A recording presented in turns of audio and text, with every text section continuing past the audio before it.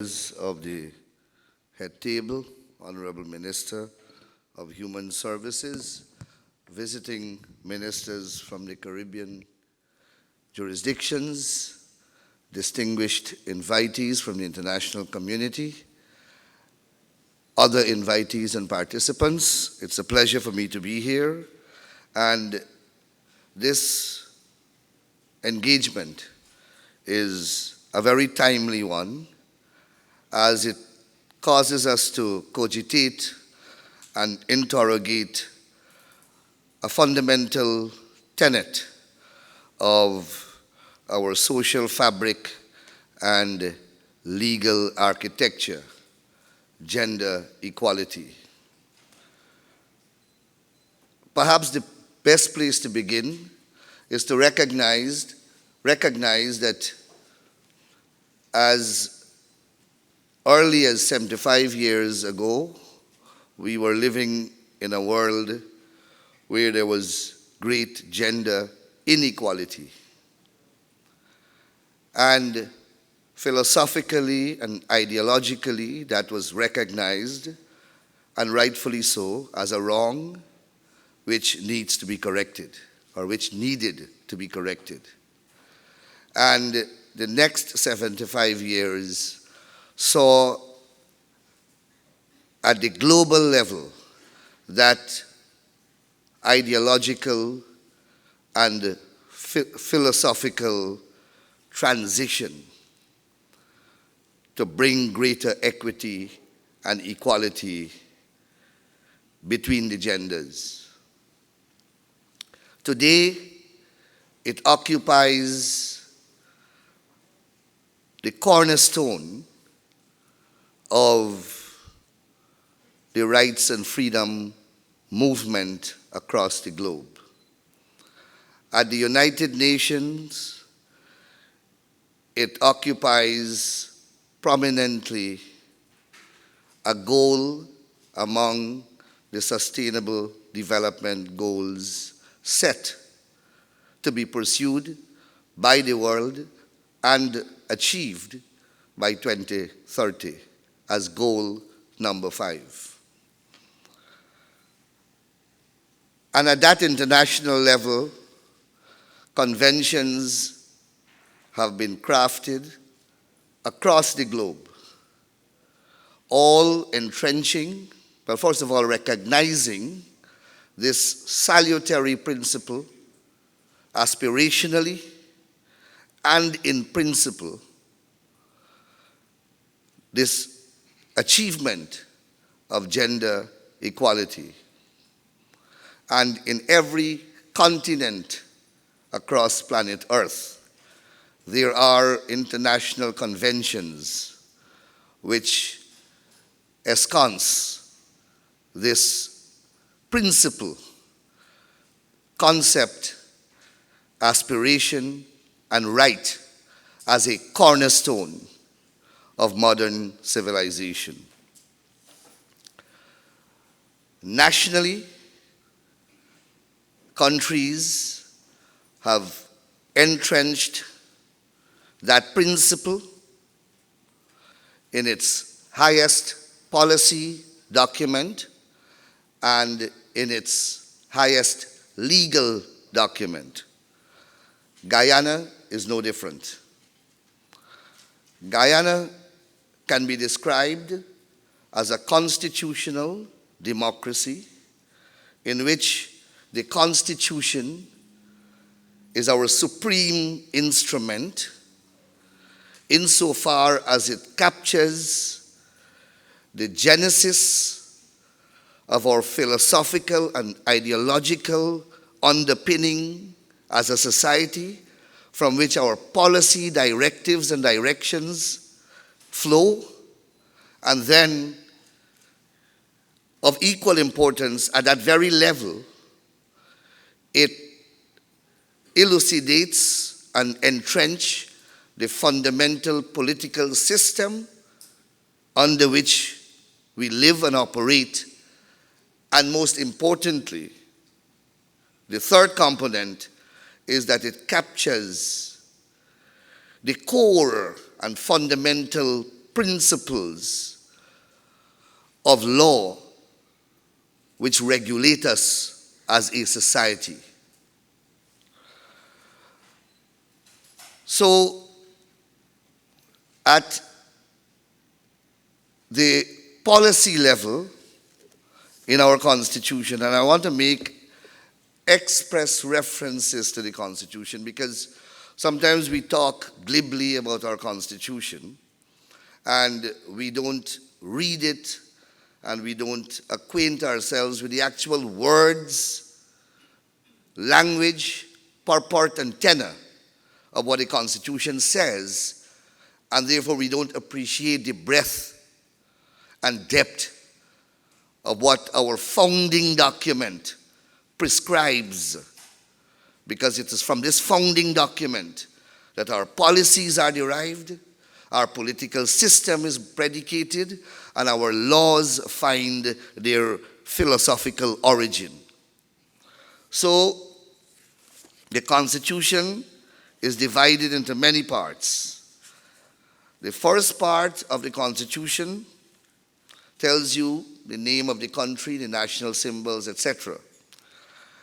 The second part of the Constitution deals with our basic principles and philosophy. It's titled Principles and Basis of the Political, Economic, and Social System of Guyana. And here is the cradle from which all of our policies, political, economic, and social, are derived. This is the cradle from which they are birthed.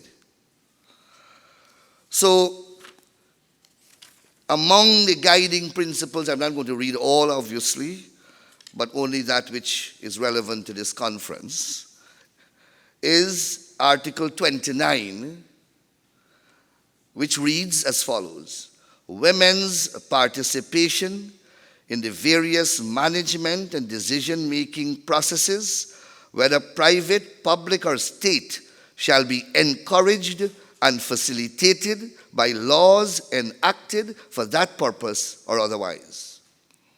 So here, our most supreme decision-making guiding document is telling us, as a matter of fundamental principle, women are guaranteed equality in all decision-making processes across the landscape of our country. And laws are to be promulgated to enforce that policy directive and philosophical tenet. Then it says this, Article 39, speaking about all these principles, and there are 39 of them in this section. I just read the one dealing with women alone. It has about children and everything else. But it says this: it is the duty of Parliament, the government, the courts, and all other public agencies to be guided in the discharge of their functions by the principles set out in this chapter. And Parliament may provide for any of those principles to be enforced in any court or tribunal. So, our Constitution now is mandating the main organs of government, the Parliament, the executive government, and the judiciary, to ensure that these guiding policy directives in this section of our Constitution are recognized, are enforced, and are adhered to. And laws must be made to ensure their recognition and enforcement. So that's at the policy level. Now, once you have the policy level clear, or the foundation of the policy clear in your minds, then you understand now the philosophy of the society.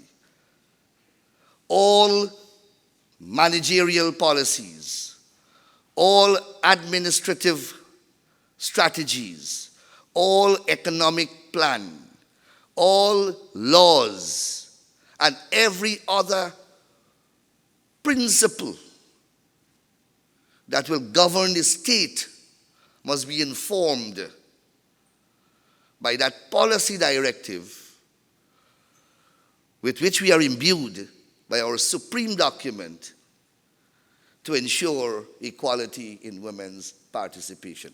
That is the policy directive that governs Guyana.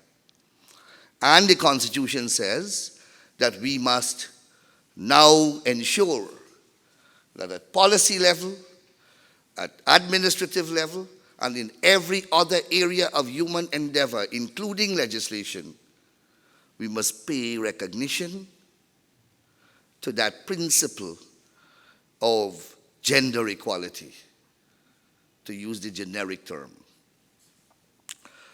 Our Constitution did not leave the matter there.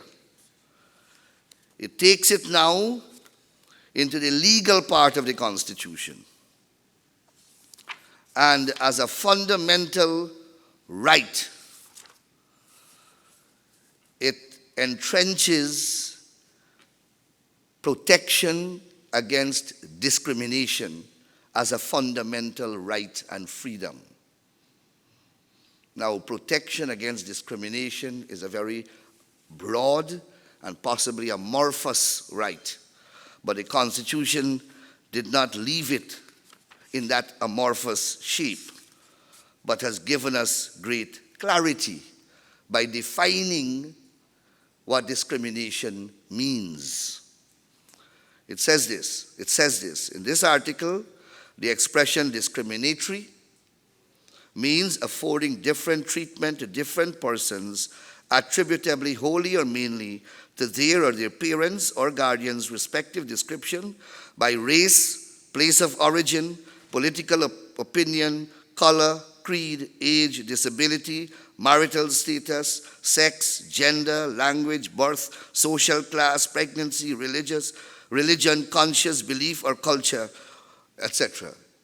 I'm going into this because, as I said at the opening of my presentation, we normally pay lip service to the Constitution without recognizing the expanse, the depth, and the breadth that the Constitution goes into to ensure that these key concepts in our society are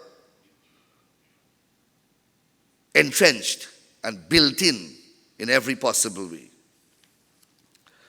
So you have protection against discrimination on the ground of gender, sex, etc. You heard the whole gamut just now. And that is guaranteed as a fundamental right, just like the right of free speech, the right to own private property, the right to movement, the right to liberty, the right to all the other protections that the law afford. Yet the Constitution did not leave it there. Goes on again under Article 149 now, which is a separate provision, a separate right under the fundamental rights provision of our Constitution that speaks to equality of persons before the law. And it says this, begins with these opening preambulatory words. The state shall not deny to any person equality before the law or equal protection and benefit of the law. The state shall, for the purpose of promoting equality, take legislative and other measures designed to protect disadvantaged persons and persons with disability, etc., etc. So every person, every gender is guaranteed as a separate right equal protection and equal treatment under the law. Then it doesn't leave it there again. It goes on. 149 has several sub-paragraphs. One sub-paragraph is dedicatedly titled Equality for Women. And it manifests itself in Article 149F. And I read that for you. Every woman is entitled to equal rights and status with men in all spheres of political, economic, and social life. All forms of discrimination against women on the basis of gender or sex are illegal. Every woman is entitled to equal access with men to academic, vocational, professional training, equal opportunities in employment, remuneration and promotion, and in social, political, and cultural activity. All of that are spelt out in our Constitution. That is why I have said many, many times, I'm happy that my Caribbean brothers and sisters are here. The Guyana Constitution, and I say so not boastfully, the Guyana Constitution, in my respectful view, having read almost all in the Caribbean, is perhaps the most advanced constitution in the region. I continue. Our Constitution does not leave it there either.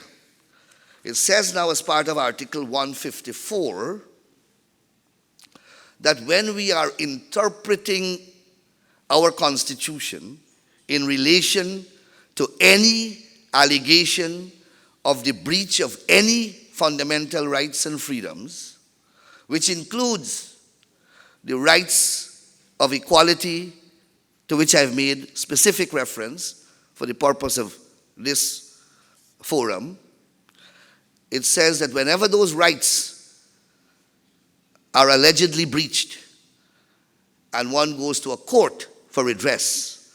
So if any one of you in Guyana approaches the High Court to complain that as a woman you have been unfairly and unequally treated, and you situate your case under one of these provisions as they offer that protection of equality, then the judges of our court are bound not only by the principles of our Constitution, but our Constitution mandates them, both at the government level, the judiciary, and Parliament, in interpreting any of these fundamental rights, that they must make reference to the international conventions that we have signed on to as a country and ensure that those conventions are read alongside these rights, so that the Guyanese citizen who complains will not only get the protection and coverage which our Constitution accords under the Fundamental Rights and Freedom section, but will also get coverage under the international conventions that we have signed on to. And these international conventions include, and they are listed in the Constitution for the avoidance of doubt, Convention on the Rights of the Child, Convention on the Elimination of all forms of discrimination against women, Convention on the Elimination of all forms of racial discrimination, Convention against torture and other inhuman and degrading treatment or punishment, Covenant on economic, social, and cultural rights, Covenant on civil and political rights. And in each one of these international conventions, the right to gender equality is recognized and guaranteed. So that is the learning and directional principle and philosophy which emanates from Guyana's main source document in our legal system, our Constitution. So it is from this document now that everything flows. This is the fountain out of which all the other tributaries come. So our legislative agenda, our social agenda, our economic policies, our fiscal regimes, everything must bear these principles as their underpinning philosophical substrata coming from our supreme document, or else they can very well be labeled unconstitutional. And anything that is unconstitutional by and large, would be considered illegal. So, we come to our legislation now. With this type of mandate, obviously, we can't stray from this agenda of gender equality. Because if we stray in our legislation, then that legislation, to the extent that we have strayed, will be declared illegal. Because the supreme law mandates gender equality. And any law, the supreme law itself, at Article 8, says this. Let me read it for you quickly, because it's important that we understand these things. This Constitution is the supreme law of Guyana, and if any other law is inconsistent with it, that other law shall, to the extent of the inconsistency, be void. When something is void, it means that it is ab initio illegal. It never happened. The Constitution tells you that. So when we sit down to craft our laws, every single one of them must be compliant with the Constitution. So if the topic is gender equality, every single law crafted must comply with that philosophical directive. It must ensure that there is gender neutrality and gender equality. So when Joanne Barnes sits down as Deputy Chief Parliamentary Counsel to draft any law, whether it deals with employment, whether it deals with education, whether it deals with pharmaceutical in the health sector, she must ensure that equal treatment is guaranteed to the gender, or else that law, to the extent that there is unequal treatment, would be null and void and unconstitutional. So that's the basic, elementary, cardinal principles that govern our legislative agenda. Against that backdrop, and upon that foundation, our legislative edifice stands. And every one of our laws, we have so many of them. For example, we have our Anti-Discrimination Act. That act, or Protection Against Discrimination. Again, while the Constitution is a document that binds the state, our Prevention of Discrimination Act applies among citizens. So I see the head of the private sector here. If the private sector in its employment practices discriminates on the basis of gender, they will be violating that Anti-Discrimination Act. They will not be violating, of course they will be violating the Constitution, but in terms of enforcing, we can't enforce the Constitution against the private sector. The Constitution is only enforceable against the state. But the state, having given its direction where it stands, we have now what you call ordinary legislation carrying out that direction. So the the Prevention of Discrimination Act applies to every single citizen. If your employer, if anyone discriminates against you on the basis of your gender or any other of the accepted grounds, then that act kicks in. You have, for example, the Equal Rights Act, another piece of legislation that declares equality between men and women in every area of human life in this country. And I did not, let me backpedal to go back to the Constitution. Again, I'm sorry, there's one thing that I missed. Before I leave the Constitution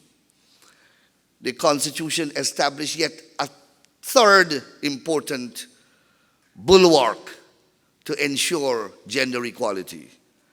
And that is, it establishes the Gender Equality Commission, a constitutional commission whose exclusive mandate is to ensure gender equality and to investigate allegations of gender inequality and take such steps that are necessary to address them, including filing criminal charges, because these laws, if they are violated, some of them create, or every one of them create legal offenses. The Gender Equality Commission is that body to whom the citizens can go to lodge complaint of gender equality. And they have a mandate to investigate and charge. They have a mandate also to ensure on their own motion that the state apparatus, government agencies, public authorities, and public bodies, and even private organizations do not violate the cardinal tenets of gender equality. And as a constitutional commission that's independent of the government, funded from the consolidated fund by a direct charge, and its membership is broad-based and comes from not government appointments, but through a parliamentary bipartisan process, whereby the several organizations in the country representing women's interests submit names to the National Assembly, and the management committee of the appointments committee of the National Assembly, which is another bipartisan body made up of all the parliamentarians, government and opposition, they process those names and the appointments are made. So it's not a government body. It's not a politically tainted body. It's broad-based, and the appointments emanate through a process driven by civil society organizations and other public bodies. You have legislation. I spoke about Equal Rights Act. I spoke about Prevention of Discrimination Act. You have the Termination of Employment and Severance Pay Act, which prohibits employers from dismissing employees on grounds of pregnancy, on grounds of sex and gender, or prohibits disciplinary actions being taken against employees on those grounds. You have, of course, the Medical Termination of Pregnancy Act, which legalizes abortion. A very vexed question, depending on which side of the fence you sit. But this here is an entrenchment of women's rights.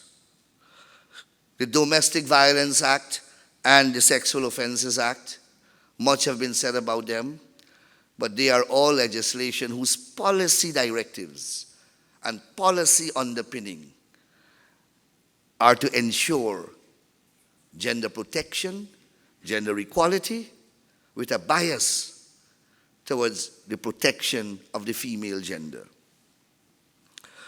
Sexual Offences Act, for example, abolishes a whole host of rules that used to apply in relation to sexual offenses.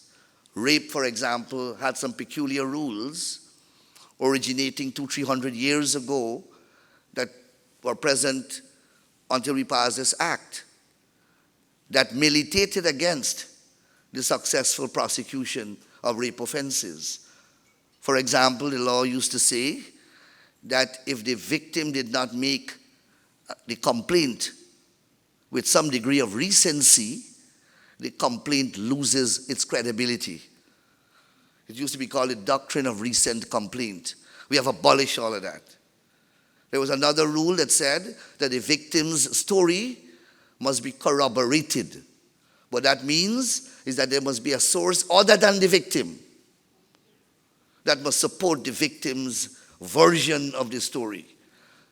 So if the victim alone complains about rape and there is no supporting evidence, no eyewitness, no medical testimony, it was very difficult to get convictions for rape. Our Sexual Offences Act have abolished all of that. And we now have a very modern act that makes rape, makes it possible for a man to rape his wife. A position that many countries in the Caribbean, I don't think we have reached that stage as yet. We did that 15 years ago in Guyana. We have the Representation of the People's Act, for example, that mandates gender quota for our list system when we go to general and regional elections every 5 years. Every political party must field on their list 1/3 women. The president spoke about it this morning. Rwanda is the country that has the highest, well, it's regarded as the country that has the highest women representation in their parliament. They have 50%. And that's the highest. We have 36%. And at 36%, we stand among the top 10% in the world. There are still places in this world where there is great inequality between the sexes. We have legislation that provides and ensures maternity leave. Women are here. That leave that you get at the time when you become qualified to deliver is guaranteed by law. It's not an employment thing. You write and your employer can tell you no. A lot of people don't understand these things. They are compelled by law to grant that leave. And I know, and of course, we have many other areas of the law. The Married Person Property Act, for example, we amended it some 30 years ago to create equal status for common law wives with married wives.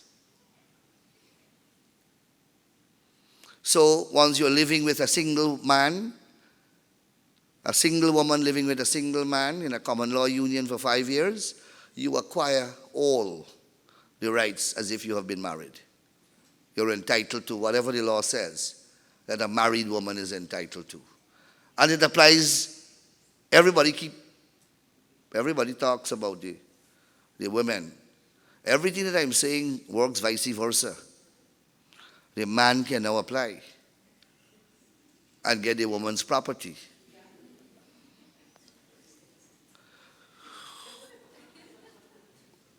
We changed the law recently to allow for the same common law wives to apply to get letters of administration for the estate of the deceased man, because that woman never had that right. Up to, Joanne, when we did that? We did that when I was Attorney General the last time. Up to then, 2014, a common law wife living with a man for 40 years, while we gave her the right to become the wife or to be treated as the wife while the man was alive, for some bizarre reason, it only extended to the extent of his life. When he died, she became the bastardized wife again. She became the outside woman. We changed that because we must always keep these discussions real. In Guyana and in the Caribbean, where you have a very mobile population, you have a population that's That's nomadic is a word we may use. We have a very active diaspora in Europe and in North America. The married women go to America and Canada and so on and UK, and they leave the man alone. And what do you think happened? The common law relation begins. And they never come back.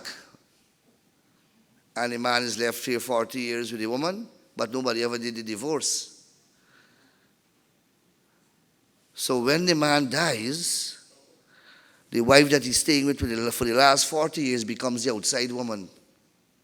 And the one in America flies in, takes over the property, and chases that one out. We corrected that in the law. We corrected that, and we said, no, you can't leave the man for 40 years and come back. And then assume the throne as the queen. We corrected that, and it has brought great social reprieve to our society.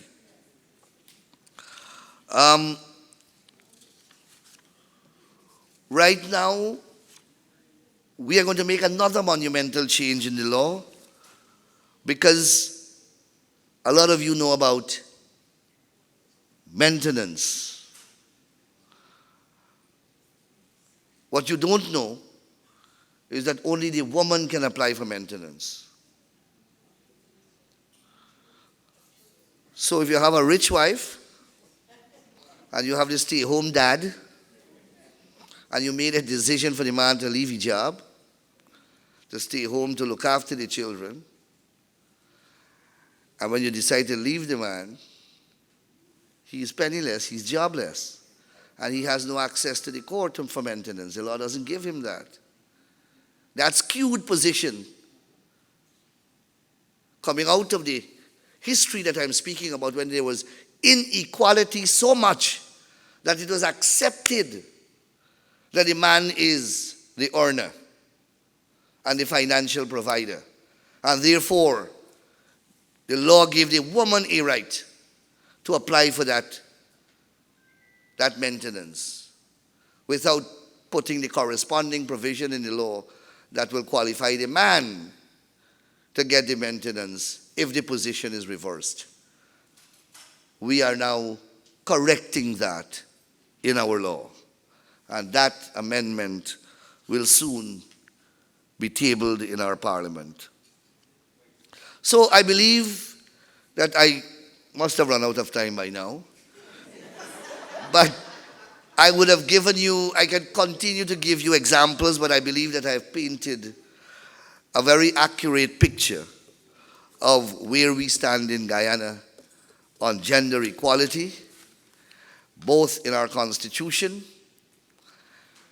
and legislatively, but most importantly, at the philosophical and ideological level, because it is out of a philosophy and ideology that policy will come and law will come to protect and further and enforce those policies. So I will conclude by hoping that I have persuaded you that gender equality is absolutely important for empowerment, and that Guyana is advancing that agenda with commendable speed. I thank you very much for your attention.